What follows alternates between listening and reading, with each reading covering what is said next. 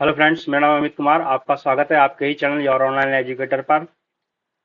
जैसा कि आप जानते हैं, हमारा आज क्लास 5 एनसीईआरटी ईवीएस की जो बुक है, पेपर फर्स्ट के लिए सीटेट में, उसका पार्ट 6 चलेगा। ठीक है, उसका नाम है पार्ट बूंद बूंद दरिया दरिया।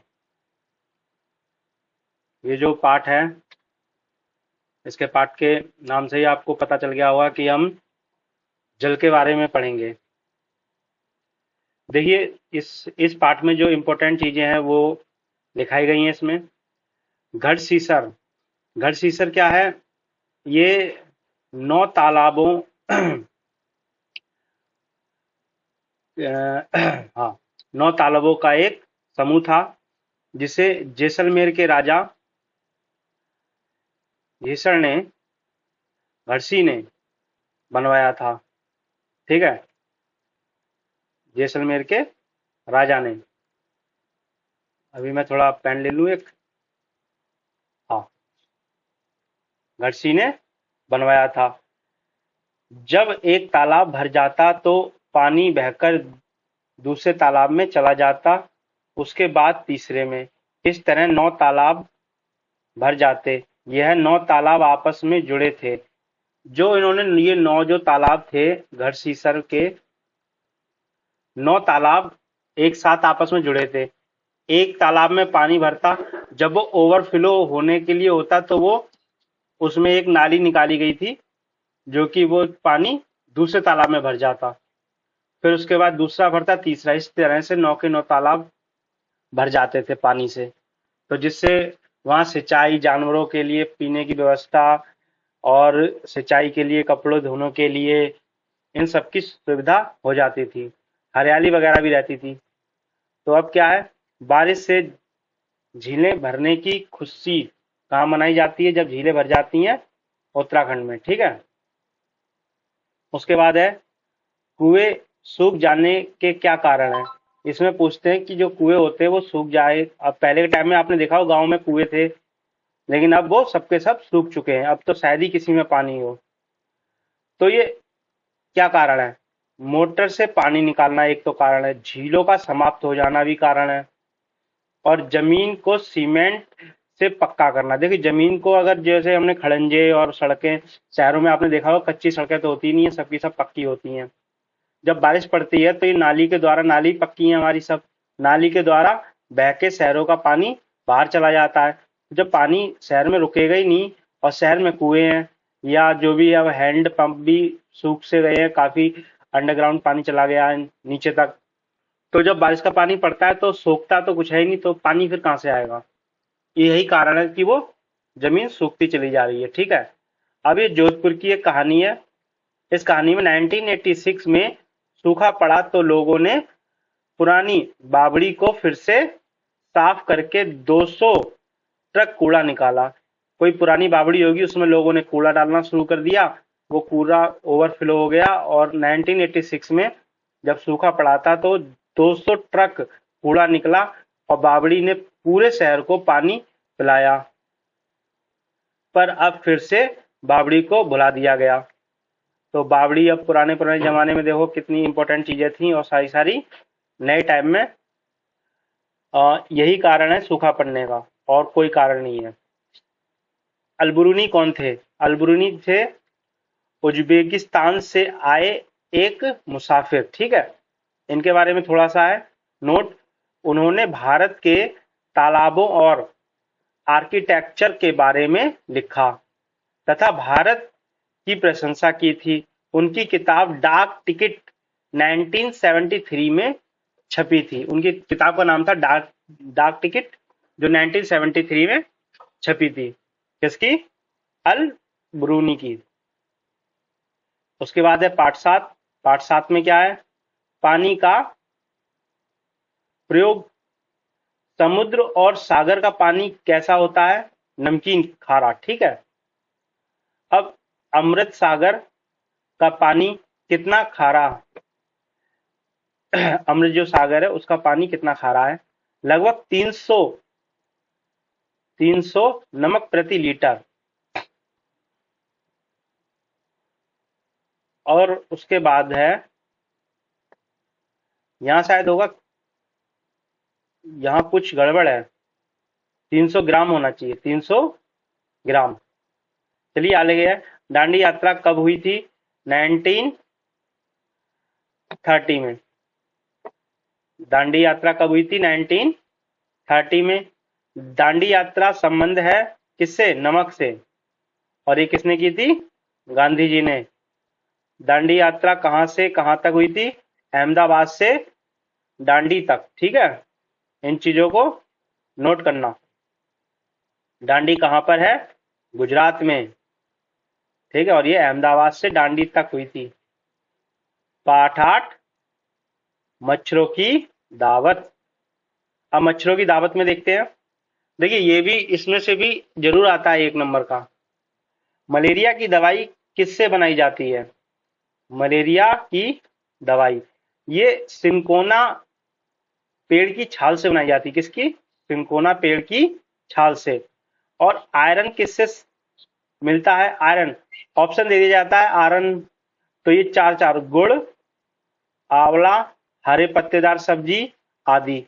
तो ये जो ये 3-4 ही तो इंपॉर्टेंट होते ही होते हैं, उसमें 1-2 फालतू के डाल दिए जाते हैं जो आपको कंफ्यूज करने के लिए, तो आप कहीं उसको ना लगा के आ जाए। तो ये इंपॉर्टेंट चीजें हैं, याद करें। मलेरिया का कारण क्या है? ये है प्लेस्मोडियम, एक बैक्टीरिया होता है उसके कारण। ठीक है, मलेरिया का मच्छर कौन सा, नाम क्या है उसका? उसका नाम है एनाफिलीज। मादा मच्छर है। ठीक है, भूरे रंग का होता है। एनाफिलीज मादा मच्छर, याद रखना, मादा मच्छर, नर नहीं, मादी खून चूसती हैं। दिल्ली के स्कूलों में एनीमिया से बच्चे कब प्रभावित हुए थे? 17 नवंबर 2007 को, ये डेट याद रखना। एनीमिया से दिल्ली स्कूल के बच्चे प्रभावित हुए थे। मच्छर के पेट में किसने झांका? मतलब मच्छर के पेट में जो है किसने देखा उसका ऑपरेशन करके? वो थे रोनाल्ड रास ने। रोनाल्ड रास ने।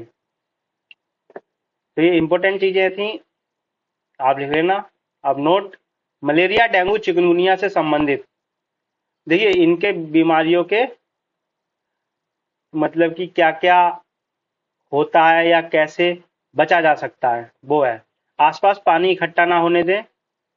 ठीक है, पानी के बर्तन को साफ रखें, हर हफ्ते सुखाएं, मच्छरदानी का इस्तेमाल करें, और गड्ढों में भरे पानी में मिट्टी का तेल डाल दें। मिट्टी का तेल डालने से क्या होता है? वो पानी पर वो बैठ नहीं पाते हैं, जिससे कि वो जैसे बैठते हैं तो वो रपटते, उनके पैर टिकते नहीं है। ठीक है, और कुछ नहीं। पाठ 9, डायरी कमर सीधी ऊपर चढ़ा। एक डायरी है जो है जिसमें लिखे कमर सीधी ऊपर चढ़ा। इसमें देखिए क्या है? लीडर के गुण। ये जो पाठ है इसमें जो बिछेंद्री पाल के बारे में बताया गया है, जो माउंट एवरेस्ट पे नहीं चढ़ी थी वो, तो उसके बारे में है सारा सारा। तो इस टाइम लीडर के गुण, लीडर के क्या क्या गुण होते हैं उसके बारे में। दूसरों के सामान उठाने में मदद करना, ये आया है कई बार क्वेश्चन। ठीक है, इसमें लिखा होता है एक अच्छे लीडर के गुण क्या क्या हैं, तो वो उसमें ऑप्शन दिए होते हैं। तो इन चारों में से कुछ कम कर सकता है, कुछ ज्यादा, कुछ एक्स्ट्रा डाल सकता है, तो वो आपको सोच समझ के करने होंगे। अभी जब हम प्रैक्टिस सेट लगाएंगे तो हम उसमें देखेंगे। ठीक है, पूरे ग्रुप के आगे बढ़ जाने पर ही आगे बढ़ना। जो लीडर होता है वो ग्रुप के पीछे चलता है। ठीक है, जो चल ना पाए उसे हाथ पकड़कर चढ़ाना। तो वो हाथ पकड़ के, कोई थक जाता है तो उसको हाथ पकड़ के भी चढ़ाया जाता है। ठीक है, या कमजोर होता है, रुकने के लिए जगह ढूंढना। ये लीडर का ही काम होता है कि वो अपने सूझबूझ से सही सुरक्षित जगह ढूंढे। सबके खाने पीने का इंतजाम करना। ये सबके सब क्या है? एक लीडर के गुण। अब है माउंट एवरेस्ट फतेह करने वाली पहली महिला, ठीक है, पहली भारतीय महिला कौन है? बिछेंद्री पाल। माउंट एवरेस्ट फतेह करने वाली विश्व की 5वीं महिला, तो वो भी हैं बिछेंद्री पाल। ये पहली भारतीय हैं और विश्व की 5वीं है, ठीक है, ये है और कुछ नहीं। 12 वर्ष की आयु में बिछेंद्री पाल ने कितनी ऊंचाई चढ़ी? 4000 मीटर, ये याद करना। बिछेंद्री पाल कहां से हैं? ये है नकुरी गांव से। बिछेंद्री पाल को एवरेस्ट पर चढ़ने के लिए कब चुना गया? ठीक है, यह है 1984 को। बिछेंद्री पाल ने एवरेस्ट कब फतेह की? एवरेस्ट कब फतेह की? 23 मई 1984, 1:07 पर दिन में, ठीक है, मतलब दोपहर हो चुकी थी, पीएम में। एवरेस्ट की ऊंचाई, ये देखिए एवरेस्ट की ऊंचाई इस टाइम बढ़ रही है, तो जो एनसीईआरटी में है वही लिखना है आपको, 8900 मीटर, ठीक है, कुछ गड़बड़ ना कर देना। 40 मीटर बढ़ गई है तो यार 94 आ सकता है, ठीक है। नेपाल में एवरेस्ट का नाम सागरमाथा, याद रखना, नेपाल में एवरेस्ट को क्या कहा जाता है? सागरमाथा। बिछेंद्री पाल कितनी देर एवरेस्ट पर रही? 43 मिनट, ठीक है। यह कहानी संगीता अरोड़ा की डायरी से ली गई है। संगीता अरोड़ा कौन है? केंद्रीय विद्यालय दिल्ली के अध्यापक, केंद्रीय विद्यालय जो दिल्ली में है उनकी अध्यापक है, और उनका नाम क्या है? संगीता अरोड़ा की डायरी, ठीक है, उन्होंने एक कहानी लिखी थी। और इनके बारे में बता दें, ये जो आपको अभी लीडर के गुण है, ये लीडर रही थी उस टाइम, ठीक है। आगे है पार्ट 10, बोलती इमारतें। इसमें कुछ ऐसा खास नहीं था, इमारतों के बारे में है। फिर 11 है सुनीता अंतरिक्ष में, ये काफी आता है इसमें, छोटा सा ही है। अंतरिक्ष में सभी चीजें वायु में तैरने क्यों लगती हैं? उसका कारण है गुरुत्वाकर्षण शून्य होने के कारण, ठीक है। छोटी छोटी बातें आपने पढ़ी होंगी जरूर, लेकिन ये क्वेश्चन आ जाता है, ठीक है। चांद पर उतरने वाले पहले व्यक्ति कौन थे? Neil Armstrong. इन्होंने 1969 में चांद पर कदम रखा, ठीक है, नील आर्मस्ट्रांग, ठीक है। सुनीता विलियम्स कौन थी? हेलीकॉप्टर पायलट, ठीक है। सुनीता विलियम कौन थी? Helicopter pilot. ये शायद ज्यादा लोगों को ना पता हो। सुनीता क्या बनना चाहती थी? गोताखोर, लेकिन पहुंच गई अंतरिक्ष में। पाठ 12, इसमें क्या है? खत्म हो जाए तो कीमत कीमत कीमत, ठीक है। ये क्या है? खत्म हो जाए तो इस टाइम कीमत देखेंगे इसमें, ठीक है। तो ये कीमत देखेंगे पेट्रोल की कौन से खत्म हो जाए तो। इसमें जो पाठ में है इसमें ज्यादा कुछ खास नहीं है, सिर्फ कीमतें दे रखी हैं कि पहले कौन से सन में कितनी थी और अब कितनी है। पेट्रोल 2000 में 29 रुपीज 91 पैसा 91 पैसा, और ये 10 मतलब 10वां ही महीना है सब में, अक्टूबर का ही। 2007 में 43 रुपीज .52 पैसा, और 14 में 67 रुपीज .86 पैसा। और डीजल की कीमत 2002 में पॉइंट, ये पॉइंट थोड़ा गलत लग गया, इसमें कुछ गलत हो रहा है, शायद 19 होगा यहाँ पे, 19, ठीक है। ये हमारा थोड़ा सा गलत है, या होना चाहिए 19.18, ठीक है ये। और फिर साथ में 30 रुपए .48 पैसे, और 58 रुपीज 14 में .97 पैसा। उम्मीद है आपको अपनी क्लास ये अच्छी लगी होगी। अगली क्लास के लिए वेट कीजिए, डेली कोशिश करेंगे आपको क्लास प्रोवाइड की जाए। इस मंथ में आपको ये कोर्स कंप्लीट करा दिया जाएगा और साथ में जो कोर्स कंप्लीट होता जाएगा उसका हम धीरे धीरे प्रैक्टिस भी कराएंगे। यकीन मानिए आपका पूरा पूरा कोर्स होगा, कहीं से कहीं तक कोई भी कमी नहीं छोड़ी जाएगी। Thank you.